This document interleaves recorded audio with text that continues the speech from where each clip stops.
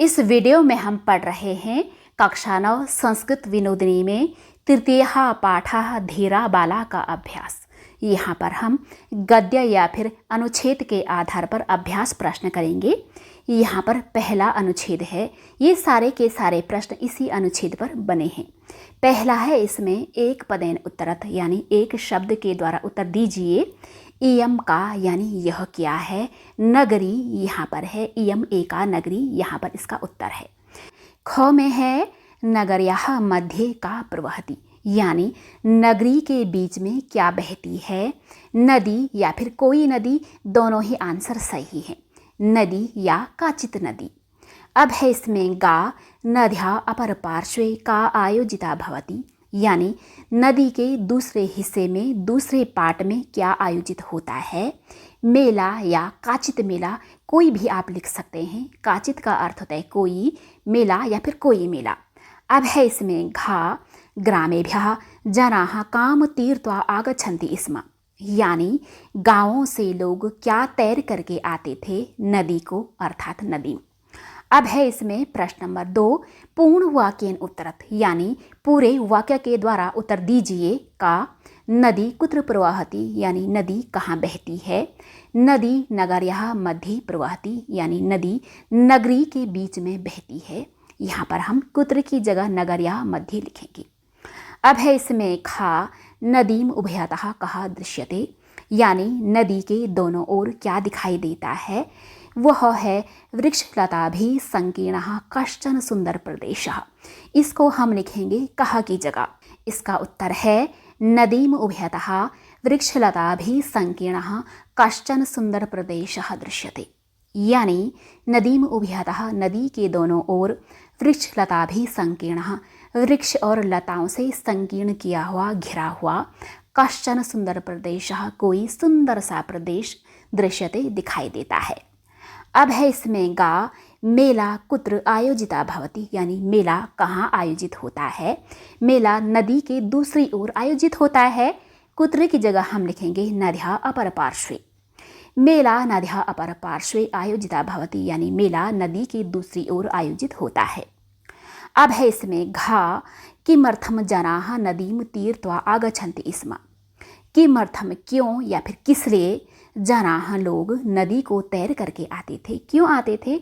मेला में भाग लेने के लिए, अर्थात मेलायाम भागम गृहीतुम जनाः नदीम तीर्त्वा आगच्छन्ति स्म यानी मेला में हिस्सा लेने के लिए लोग नदी को तैर करके आते थे। इसका तीसरा प्रश्न है निर्देशानुसारम उत्तरत यानी निर्देश अर्थात आज्ञा के अनुसार उत्तर दीजिए। क में है नदीम उभयतः अत्र नदीम इति पदे कस्मात् प्रयुक्ता द्वितीया विभक्ति। नदीम उभयतः यानी नदी के दोनों ओर, यहाँ नदीम इति पदे यानी नदीम शब्द में, कस्मात् किससे, प्रयुक्ता द्वितीया विभक्ति यानी प्रयोग की गई द्वितीया विभक्ति है। यानी नदी के दोनों ओर यहाँ नदी नामक शब्द में किससे प्रयोग की गई द्वितीया विभक्ति है, अर्थात यहाँ पर उभयता आया है। आपको याद होगा उभयतः, परितः, सर्वतः, इन सब के योग में हमेशा द्वितीया विभक्ति आती है। इसलिए यहाँ पर इसका उत्तर होगा उभयता इति अव्यय योगात यानी कि उभय नामक अव्यय के योग से यहाँ पर द्वितीया विभक्ति का प्रयोग हुआ है। अब है इसमें खा मेला अस्य लिंगम निर्देशम कुरुत यानी मेला इसका लिंग बताइए, निर्देशित करिए। मेला ये बोलते हैं ना हम कि यहाँ मेला लगा हुआ है, मेले में ऐसा है तैसा है, ऐसा लग रहा है कि यह कोई लड़का है, इसलिए यह पुल्लिंग है। गा में है कत्वा प्रत्ययान्त पदम गद्यांशांत चित्वा लिखत यानी कत्वा प्रत्यय के अंत वाला शब्द गद्य से चुन करके लिखिए। यहाँ पर क्या है, कत्वा का अर्थ होता है कर या फिर करके, तो यहाँ पर तीर्त्वा यानी कि तैर करके यह शब्द यहाँ पर कत्वा प्रत्यय के अंत वाला शब्द है। अब है इसमें घा आगच्छन्ति स्म यानी कि आते थे। अत्र प्रयुक्तः लकारः का यानी यहाँ प्रयोग किया गया लकार क्या है। यहाँ पर आगच्छन्ति यानी कि आते हैं, जिसमें भी ती तहा अंति आते हैं प्रथम पुरुष में, वह हमेशा लट लकार का शब्द होता है जिसका अर्थ होता है वर्तमान काल वाला शब्द। तो यह है लट लकारः। इसमें अगर इस्मा लग जाता है तो यह भूतकाल का अर्थ देता है। ध्यान दीजिएगा, भूतकाल का अर्थ सिर्फ और सिर्फ लंग लकार नहीं होता है। अब यहाँ पर है पाठ का दूसरा गद्यांश और इस पर ये प्रश्न बने हैं। पहला है एक पदेन उत्तरत, यानी एक शब्द के द्वारा उत्तर दीजिए। बाला कैन सह प्रस्थिता आसीत, यानी बालिका किसके साथ प्रस्थान कर गई थी, किसके साथ गई थी, पिता के साथ अर्थात पित्रा। ख में है कया प्रयाणाम आरब्धम, यानी किसके द्वारा चलना शुरू हुआ था, किससे यात्रा शुरू हुई थी, नाव के द्वारा नौकया। अब है इसमें गा नद्याम कहा आसीत, यानी नदी में कौन था, मगरमच्छ अर्थात मकरहा। घ में है कस्याः शंकया नाविकम अवदन, यानी किसकी आशंका से नाविक को बोले, विपत्ति अर्थात संकट की आशंका से विपदहा। अब है प्रश्न नंबर 2 पूर्ण वाक्यन उत्तरत, यानी पूरे वाक्य के द्वारा उत्तर दीजिए। का पित्रा सह मेलाम प्रति प्रस्थिता आसीत, यानी कौन पिता के साथ मेले की ओर प्रस्थान कर गई या फिर मेले में चल दी एक 15 साल की बालिका। इसका उत्तर होगा यथा कदाचित 15 वर्षीया काचित बाला पित्रा सह मेलाम प्रति प्रस्थिता आसीत, यानी कभी 15 साल की कोई बालिका पिता के साथ मेले की ओर प्रस्थान कर गई थी या फिर चल दी थी। ख में है बाला की दृषि आसित, यानी कि बालिका कैसी थी, बालिका बुद्धिमती और धैर्य को धारण करने वाली थी, अर्थात बाला चतुर्मति ही धैर्यशालिनी ही चा आसित, बालिका तेज बुद्धि की और धैर्य को धारण करने वाली थी। अब है इसमें गा कदा जले तरंताओ आगच्छन्ताओ कौचित युवकाओ दृष्टौ। कदा यानी कि कब, कब जल में तैरते हुए आते हुए कोई 2 युवकों को देखा गया जब नौका नदी के बीच वाले हिस्से में आ गई। इसका उत्तर है यदा नौका नद्या मध्य भागम आगता, यानी जब नाव नदी के बीच वाले हिस्से में आ गई। तदा जले तरंतौ आगच्छन्तौ कौचिन युवकौ दृष्टौ, यानी तब जल में तैर कर आते हुए कोई 2 युवकों को देखा गया। अब है इसमें घा के आत्मनः विपदः शंकया नाविकम अवदन, यानी किन्होंने अपने को विपत्ति की आशंका से नाव को बोला, सभी लोगों ने। सर्वे जनाः आत्मनः विपदः शंकया नाविकम अवदन, यानी सभी लोगों ने अपने को विपत्ति की आशंका से नाविक को बोला। गांव में है सर्वे नाविकम किम अवदन, यानी सभी ने नाविक को क्या बोला, सर्वे नाविकम अवदन, सभी ने नाविक को बोला। उसके बाद हमें डैश या फिर कोमा लगाना है और जो कुछ भी बोला या फिर सोचा जाता है वे सारे के सारे वर्ड्स आते हैं इन्वर्टेड कोमास के अंदर, और जिसको पुकारा जाता है उसके बाद संबोधन कारक चिन्ह अवश्य लगता है, अर्थात भो अरे कृपया नौकाम वेगेन अग्रे चाल्यतु, यानी कि अरे कृपया करके नाव को तेजी से आगे चलाइए। अब है प्रश्न नंबर 3 निर्देशानुसारम उत्तरत, निर्देश यानी आज्ञा के अनुसार उत्तर दीजिए। का सा चतुर्मति ही, यानी वह बुद्धिमती, अत्र सा इति सर्वनाम पदम कस्य स्थाने प्रयुक्तम, यानी यहाँ सा यानी वह, यह सर्वनाम पद किस स्थान पर प्रयोग किया गया है। सा चतुर्मति, वह बुद्धिमती, यानी बालिका बुद्धिमती, तो यहाँ पर सा जो है ना यह सर्वनाम है, यह बाला के स्थान पर प्रयोग हुआ है, इसलिए यहाँ पर बाला आएगा। अब है इसमें खा नद्या अस्मिन पदे प्रयुक्ता विभक्ति। का नद्या इस शब्द में प्रयोग की गई विभक्ति क्या है। नद्या का अर्थ होता है नदी के, जिसमें भी काकी के आता है वह हमेशा षष्ठी विभक्ति या फिर संबंध कारक का शब्द होता है। अब है इसमें गा संपदः इति पदस्य विलोम पदम गद्यांशांत चित्वा लिखत, यानी संपदः जिसका अर्थ होता है सुखमय या फिर खुशहाली, इस शब्द का विलोम शब्द गद्य से चुन करके लिखिए, वह है विपदः यानी कि संकट। घा में है जनकेन अस्य पर्यायः कः, यानी जनकेन इसका पर्यायवाची शब्द क्या है। जनकेन इसका अर्थ होता है पिता से या फिर पिता के द्वारा, इसका पर्यायवाची शब्द है पित्रा। दोनों का अर्थ सेम ही होता है क्योंकि दोनों जो है तृतीया विभक्ति के शब्द हैं। अब है इसमें गा अपरस्मात् भागात् इत्यनयोः पदयोः विशेष पदम किम, यानी दूसरे हिस्से से इन 2 पदों में विशेष पद क्या है। विशेष पद तो कुछ होता ही नहीं है, यहाँ पर विशेषण या फिर विशेष आना चाहिए, इसलिए मैंने यहाँ पर दोनों का ही अर्थ लिख लिया है। अगर आपको विशेषण का शब्द पूछा जाएगा तो आप लिखेंगे अपरस्मात्, और विशेष्य का शब्द पूछा जाएगा तो आप लिखेंगे भागात्। विशेषण वे शब्द होते हैं जो संज्ञा या सर्वनाम की विशेषता बताते हैं, और विशेष्य उन संज्ञा या सर्वनाम के शब्दों को बोला जाता है जिनकी विशेषता बताई जानी है। अब यहाँ पर तीसरा गद्यांश है और इस पर ये प्रश्न बने हैं। एक पदेन उत्तरत, यानी एक शब्द के द्वारा उत्तर दीजिए। बालायाः मुखे अपि का आसीत, यानी बालिका के मुख में भी क्या था। भीति ही यानी डर। अब है इसमें खा। बालायाः मनः किम अभवत, यानी बालिका का मन कैसा हो गया था। दयार्दम, यानी कि दया से परिपूर्ण। अब है इसमें गा। सा कम अपश्यत, यानी उसने किसको देखा। पितरम, पिता को। घा में है कैन निवारिता सा जले कूदितवती, यानी किसके द्वारा रोके जाने पर वह जल में कूद गई। पिता के द्वारा, अर्थात पित्रा। अब है प्रश्न नंबर 2। पूर्ण वाक्येन उत्तरत, यानी पूरे वाक्य के द्वारा उत्तर दीजिए।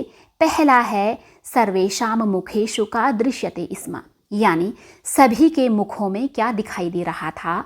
इसका उत्तर है सर्वेषां मुखेषु भयस्य आतंकस्य च छाया दृश्यते स्म, यानी सभी के मुखों में भय और आतंक की छाया दिखाई दे रही थी।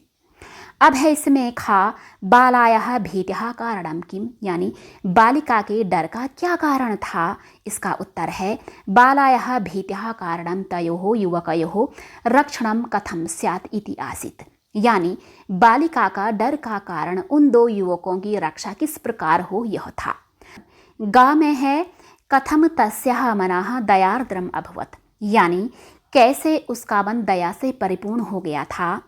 इसका उत्तर है तयोः क्रंदनम श्रुतवत्याः तस्याः मनः दयार्द्रम अभवत, यानी उन दोनों के करुणापूर्वक रोने को सुनकर के उसका मन दया से परिपूर्ण हो गया था।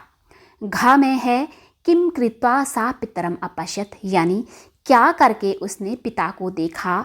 तौ रक्षणीयो एव इति संकल्प्य सा पितरम अपश्यत, यानी वे दोनों रक्षणीय ही हैं, अर्थात उन दोनों की रक्षा अवश्य की जानी चाहिए, यह संकल्प करके उसने पिता को देखा। अब है इसमें गा।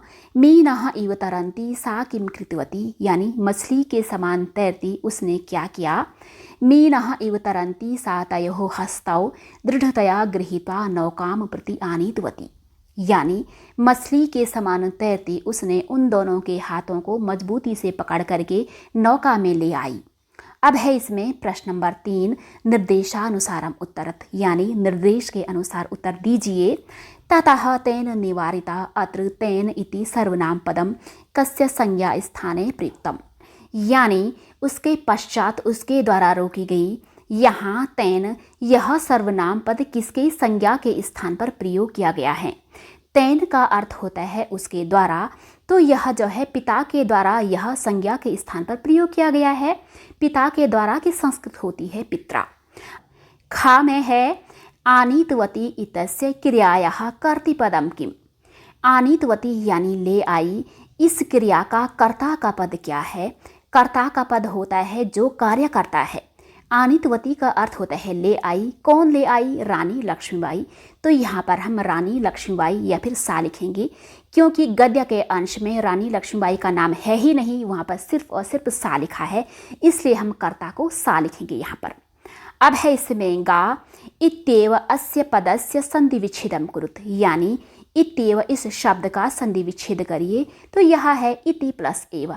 इति यानी यह, एमिसी अर्थात यह ही। अब इस पाठ का लास्ट गद्यांश है और इस पर ये प्रश्न बने हैं। पहला है एक पदेन उत्तरत, यानी एक शब्द के द्वारा उत्तर दीजिए।